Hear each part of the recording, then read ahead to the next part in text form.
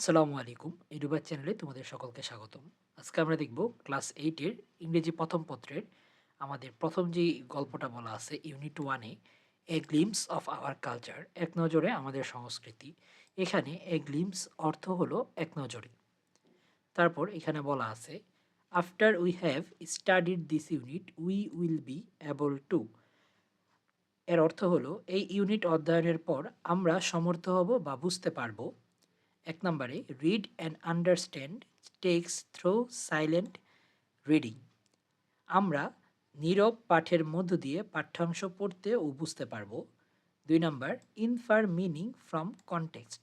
প্রসঙ্গ থেকে অর্থ অনুমান করতে পারবো, তার মানে কোনো গল্প যদি দেওয়া থাকে তা দেখে আমরা অর্থ অনুমান করতে পারবো বা অর্থ বুঝতে পারবো। 3 number ask and answer question. প্রশ্ন জিজ্ঞাসা করতে ও উত্তর দিতে পারবো। 4 নম্বরে রাইট আনসার টু কোশ্চেন্স। আমরা প্রশ্নগুলোর উত্তর লিখতে পারবো। Right short composition. আমরা সংক্ষিপ্ত রচনা বা অনুচ্ছেদ লিখতে পারবো। তারপর 2 নম্বরে আমাদের বলা আছে লেসন 2 ফোক সং বা এর অর্থ হলো লোকসঙ্গীত। এখানে আমাদের 4টা স্ট্যাম্পের ছবি দেয়া আছে। এটাকে আমাদের বলা আছে A set of 4 stamps issued on 21 July 2011 on traditional musical instruments of Bangladesh. এর অর্থ হলো আমাদের 2011 সালে 21শে জুলাই আমাদের 4টা স্ট্যাম্প বা মিউজিক্যাল যে ইনস্ট্রুমেন্টের আমাদের আহ, বাদ্যযন্ত্রের যেই স্ট্যাম্প, এই 4টা স্ট্যাম্পের ছবি আমাদের তুলে দেওয়া আছে। এটা এখানে দেওয়া আছে। তারপর কিওয়ার্ডস। কিওয়ার্ডস অর্থ হলো আমাদের গুরুত্বপূর্ণ শব্দসমূহ। People's music, oral tradition, self expression, instruments, migration. এখানে প্রথমটা পিপলস মিউজিকের অর্থ হলো গণমানুষের সঙ্গীত বা মানুষের সঙ্গীত। 2 নাম্বার ওরাল ট্রেডিশন, এর অর্থ হলো মুখে মুখে প্রচলিত ভাষা। আমাদের বর্তমানে অনেক ভাষা আছে যা মুখে মুখে প্রচলিত, এরকম ভাষাকে বলা হয় ওরাল ট্রেডিশন। সেলফ এক্সপ্রেশন, এটা হলো আত্মপ্রকাশ, যখন তার নিজেকে নিজের অভিব্যক্তি প্রকাশ করে এটাকে বলা হয় সেলফ এক্সপ্রেশন। তারপর আমাদের আছে ইনস্ট্রুমেন্ট। ইনস্ট্রুমেন্ট মানে হলো বাদ্যযন্ত্র, যেই বাদ্যযন্ত্রের মাধ্যমে আমাদের গানগুলা প্রকাশ করা হয়। তারপর সর্বশেষ আছে মাইগ্রেশন। এই মাইগ্রেশন অর্থ হলো অভিপ্রায়ন বা স্থানান্তর। সে এক জায়গা থেকে আরেক জায়গায় জিনিসটা স্থানান্তরিত হলো। একটা ভাষা পুরাতনে একরকম ছিল, সেটা বর্তমানে নতুনে আরও নতুন রকম ধারণ করেছে, এটা হলো মাইগ্রেশন। তারপর এ নাম্বারে ওয়ার্ক ইন পেয়ার্স, জোড়ায় কাজ করতে বলা আছে। এই কাজটা আমি তোমাদের সুবিধার জন্য করে দিয়েছি, চলো দেখে নিই। আমাদের একটা কাজ বলা আছে, কাজের মধ্যে আমাদের প্রশ্ন দেওয়া ছিল 4টা। এই প্রশ্নগুলোর উত্তর আমরা এখানে সমাধান করব। 1 নাম্বার প্রশ্নটা হলো what kinds of music do you hear in your daily life. তুমি তোমার দৈনন্দিন জীবনে কোন ধরনের সঙ্গীত শুনতে পাও? Are they related to your family traditions or culture. এগুলি কি তোমার পারিবারিক ঐতিহ্য বা সংস্কৃতির সাথে সম্পর্কিত? এর উত্তরটা হবে ইন আওয়ার ডেইলি লাইফ, আমাদের দৈনন্দিন জীবনে উই হেয়ার মডার্ন সংস, আমরা শুনি আধুনিক গান। ক্লাসিক্যাল মিউজিক, আমরা শুনি শাস্ত্রীয় সঙ্গীত। অর ফোক মিউজিক বা লোকসঙ্গীত, সামটাইমস মাঝে মাঝে। They are connected to our family tradition or culture like festival songs or religion humans. তার মানে এখানে বলা হয়েছে আমাদের মাঝে মধ্যে মাঝে মাঝে আমাদের এই গানগুলো আমাদের পরিবারের সাথে সম্পর্কযুক্ত হয়, যেগুলো হয় ধর্মীয় গান বা উৎসবের গান। তারপর 2 নম্বর প্রশ্ন হলো how do you think music change over time. সময়ের সাথে সাথে সঙ্গীত কিভাবে পরিবর্তন হয় বলে তুমি মনে করো? Does it stay the same or does it evolve with people's lifestyles. এটা কি একই থাকে নাকি মানুষের জীবনধারার সাথে এর রূপান্তর ঘটে? এর উত্তরটি হলো I think music changes as we change. আমি মনে করি আমাদের পরিবর্তনের সাথে সাথে সঙ্গীত পরিবর্তন হয়। It grows with our lives, our technology and our surroundings. এটি আমাদের জীবনধারা, প্রযুক্তি এবং পারিপার্শ্বিকতার সাথে বিকশিত হয়। It doesn't remain the same, rather adapts to reflect our new experience and ways of life. এটি একই রকম রকম থাকে না, বরং আমাদের নতুন জীবনধারা এবং অভিজ্ঞতার প্রতিফলন ঘটাতে খাপ খাইয়ে চলে। তারপর 3 নম্বর প্রশ্নে বলা আছে can you think of any traditional instruments you have seen or heard about. তুমি কি এমন কোনো যন্ত্রের কথা ভাবতে পারো যা তুমি দেখেছো বা শুনেছো? What materials do you think they are made from. এগুলো কি উপকরণ দ্বারা তৈরি করা হয় বলে তুমি মনে করো? এর উত্তরটি হবে I am familiar with traditional instrument like the ektara, dotara, sarinda and esraj. এর অর্থ হলো আমি ঐতিহ্যবাহী কিছু বাদ্যযন্ত্র যেমন একতারা, দোতারা, সারিন্দা এবং এসরাজের সাথে পরিচিত। They are often made from materials like bamboo, animal skin and calabash. এগুলো মূলত বাঁশ, পশুর চামড়া এবং লাউয়ের খোলা দিয়ে তৈরি।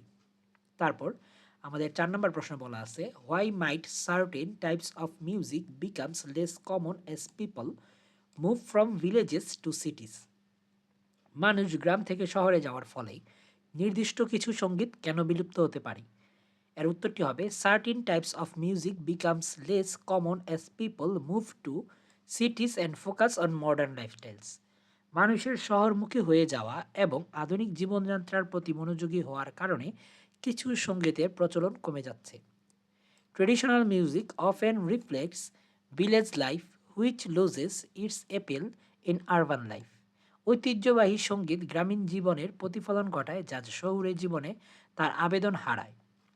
As we adopt new music styles, our bond with old tradition fades. নতুন সঙ্গীত রীতি গ্রহণের ফলে পুরনো ঐতিহ্যের সাথে আমাদের বন্ধন স্থান হয়ে যায়। আমাদের বি নাম্বারে বলা আছে read the text and answer the following question. আমাদের নিচের লেখাগুলো পড়ার জন্য এবং প্রশ্নগুলোর উত্তর দেওয়ার জন্য বলা আছে এখানে peoples music also known as folk music consists of tunes, lyrics and knowledge passed down orally for generation. এই লাইনটির অর্থ হলো গণমানুষের সঙ্গীত লোকসঙ্গীত হিসেবেও পরিচিত এবং তা গঠিত হয় সুর, ছন্দ এবং প্রজন্ম থেকে প্রজন্ম ধরে মৌখিকভাবে বর্তানো জ্ঞান দ্বারা। বর্তানো জ্ঞান দ্বারা মানে হলো যেই জ্ঞান তারা মুখে মুখে ছড়িয়ে গিয়েছে। তারপর over time this music has evolved closely tied to the way people live। এর অর্থ হলো সময়ের সাথে সাথে মানুষের জীবনধারার সাথে ঘনিষ্ঠভাবে আমাদের এই সঙ্গীত বিবর্তিত হয়েছে মানে পরিবর্তন হয়েছে। Our agriculture, food, ecology, seasons and rituals are all reflected in this songs. এর অর্থ হলো আমাদের কৃষি, খাদ্য, বাস্তুসংস্থান, ঋতুসমূহ এবং ধর্মীয় আচার এ সকল গানের সাথে প্রতিফলিত হয়।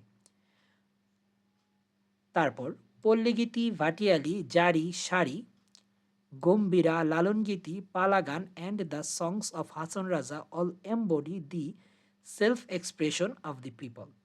এর অর্থ হলো পল্লীগীতি, ভাটিয়ালি, জারি, সারি, গম্ভীরা, লালনগীতি, পালাগান এবং হাসন রাজার গান মানুষের আত্ম অভিব্যক্তিকে রূপায়িত করে। As the landscapes changes the music shifts two.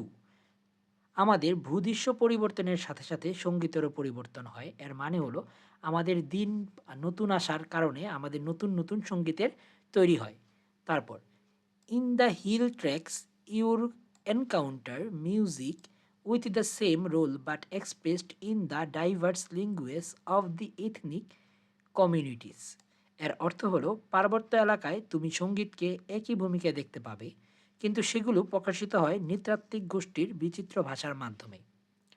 তারপর বলা আছে the instruments used for folk music are crafted from materials found in the surroundings, animal skin, bamboo and calabash are common examples. এই লাইনটার অর্থ হলো লোকসঙ্গীতের জন্য যে সকল বাদ্যযন্ত্র ব্যবহার করা হয় সেগুলো তৈরি হয় চারপাশে পাওয়া বস্তু থেকে, যেমন পশুর চামড়া, বাঁশ এবং লাউয়ের খোলস। এগুলো হলো সাধারণ কিছু উদাহরণ। The sounds they produce are deeply connected to the land they came from। এই লাইনটাতে বলা আছে যারা যে এলাকার বাসিন্দা তার সাথে এই বাদ্যযন্ত্রের মধ্যে তৈরি করা শব্দগুলা ওই এলাকার সাথে সম্পৃক্ত। তারপর বলা আছে as people migrate to cities and villages transform these traditional tunes are slowly fading। এর অর্থ হলো আমাদের মানুষ যেহেতু শহরে অভিবাসী হয় মানে শহরে পরিবর্তন হয় এবং গ্রামের রূপ পরিবর্তন হয়, তাই এই ঐতিহ্যবাহী সুরও ধীরে ধীরে অপসৃত হচ্ছে। However, folk music still finds its place in mainstream films and music albums। এই লাইনে বলা আছে যাই হোক প্রধান ধারার চলচ্চিত্র এবং সঙ্গীত অ্যালবামেও এখনও লোকসঙ্গীতের স্থান রয়েছে। যেমন তোমরা দেখতে পারবা কোক স্টুডিও বাংলাতে আমাদের এরকম ফোক সংগুলা নিয়মিত চর্চা করা হচ্ছে। তারপর বলা আছে the following are translations of a Hason Raja song and a bhawaiya song featured in the film Aushia directed by Fateh Lohani. এখানে বলা আছে নিচে হাসন রাজার একটি গান এবং একটি ভাওয়াইয়া গানের ইংরেজি অনুবাদ রয়েছে যা ফতে লোহানি পরিচালিত চলচ্চিত্র আসিয়ায় গুরুত্বপূর্ণ ভূমিকায় উপস্থাপিত হয়েছে।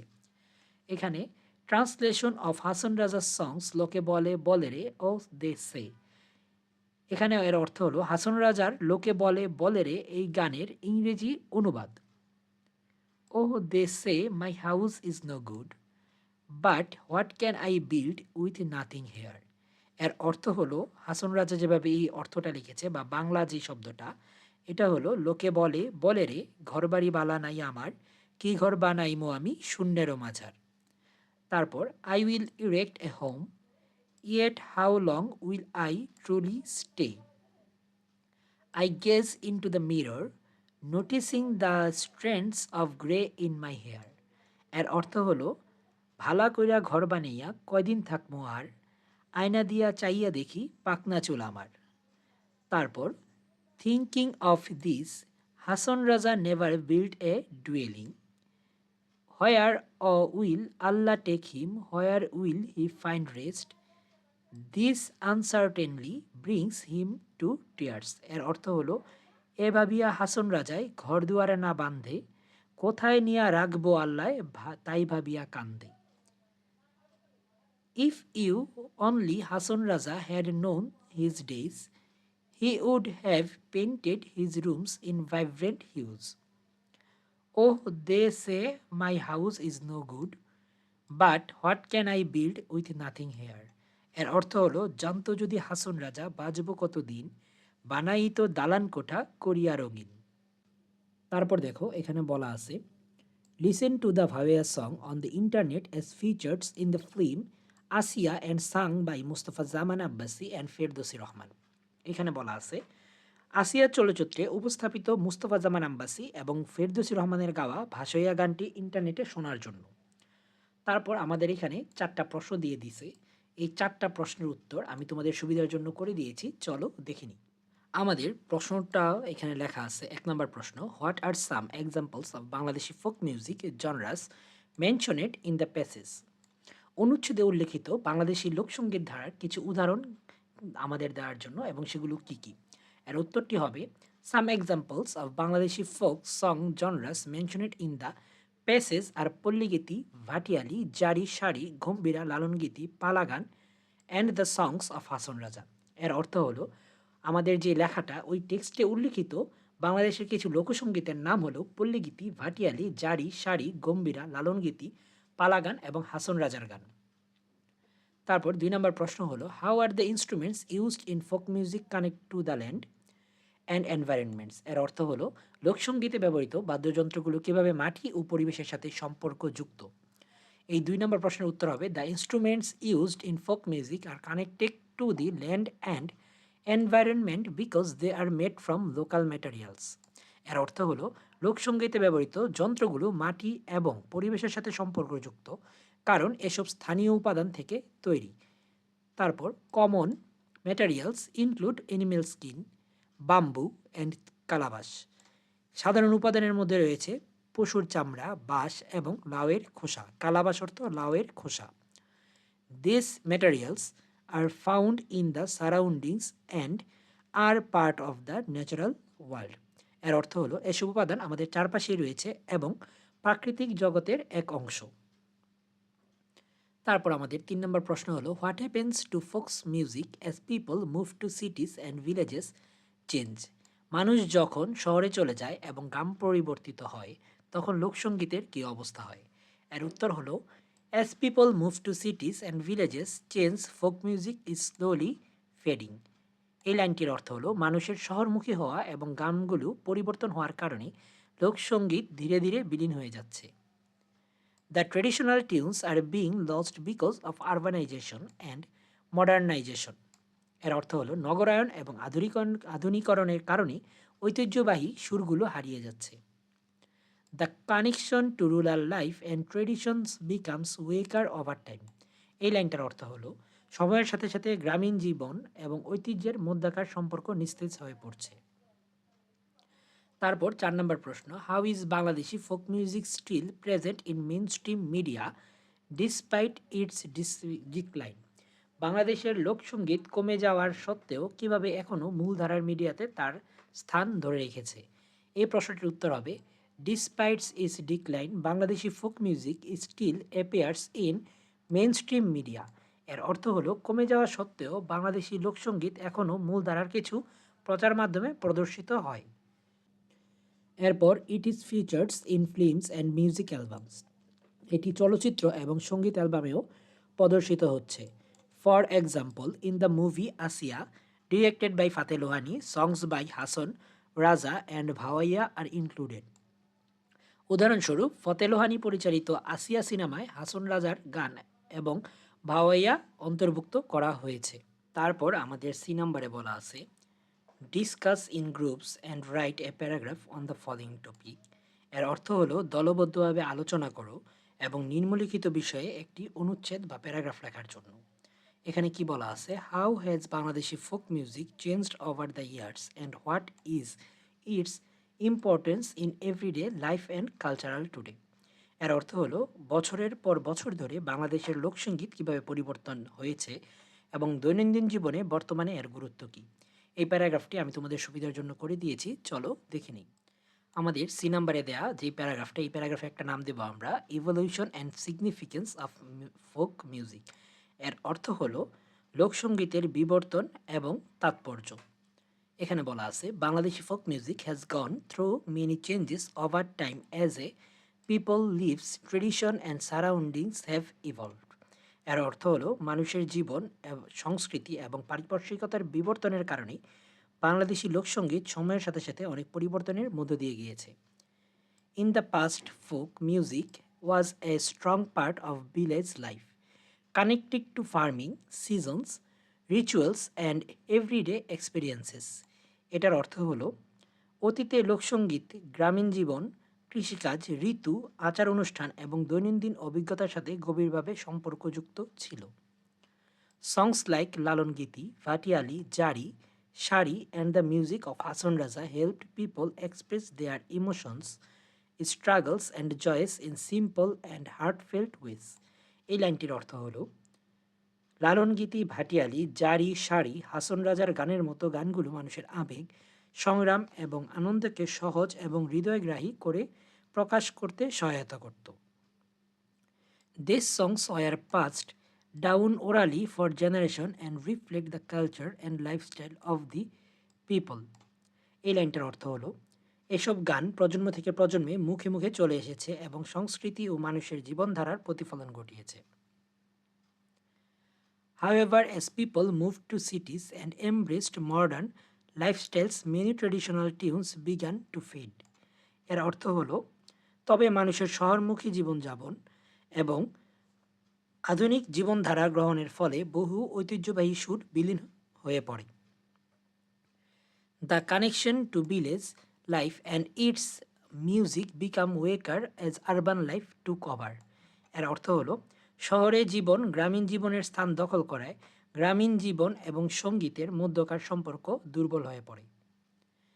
Despite these changes, folk music still plays an important role in our cultural today. এর অর্থ হলো, এ সকল পরিবর্তন সত্ত্বেও লোকসঙ্গীত আজও আমাদের সংস্কৃতিতে গুরুত্বপূর্ণ ভূমিকা পালন করে। তারপর বলা আছে, it reminds us of our roots and helps us stay connected to hour heritage and history.